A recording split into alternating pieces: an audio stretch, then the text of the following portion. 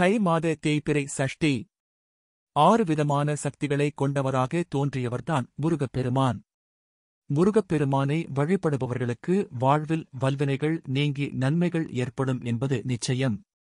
முருகப்பெருமான் வழிபாட்டை தினமும் மேற்கொள்வது சிறந்ததுதான் என்றாலும் மாதந்தோறும் வருகின்ற சஷ்டி, கிருத்திகை போன்ற தினங்களில் வழிபாடு செய்வது சிறப்பான பலன்களை கொடுக்கும்.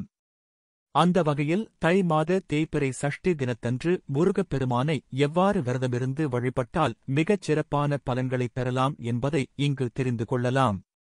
தை மாத தேய்பிறை சஷ்டி தினத்தன்று அதிகாலையிலேயே எழுந்து குளித்து முடித்துவிட்டு உங்கள் வீட்டு பூஜையறையில் வள்ளி தெய்வானையுடன் இருக்கும் முருகன் படத்திற்கு வாசம் மிக்க மலர்களை சாற்றி, தீபங்கள் ஏற்றி, கேசரி அல்லது ஏதேனும் இனிப்புகளை நைவேத்தியம் செய்து முருகனுக்குரிய கந்த சஷ்டி கவசம், சண்முக கவசம் போன்ற மந்திர பாடல்களை துதித்து முருகப்பெருமானை தியானித்து அவரை வணங்க வேண்டும்.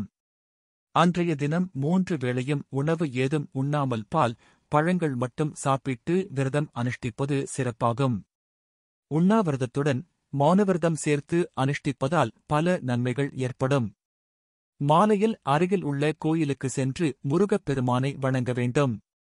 மேலும் நவகிரக சந்நிதியில் இருக்கும் சுக்கிர பகவானுக்கு தீபங்கள் ஏற்றி வணங்க வேண்டும். பின்பு வீடு திரும்பியதும் பூஜை அறைக்கு சென்று முருகப்பெருமானை வணங்கி உங்களின் சஷ்டி விரதத்தை முடித்து அவருக்கு வைக்கப்பட்ட நைவேத்திய பிரசாதங்களை சாப்பிட்டு விரதத்தை முடிக்கலாம். தேய்பிறை சஷ்டி விரதத்தின் பலன்கள். திருமணம் ஆகாமல் இருப்பவர்களுக்கு விரைவில் திருமணம் நடைபெறும்.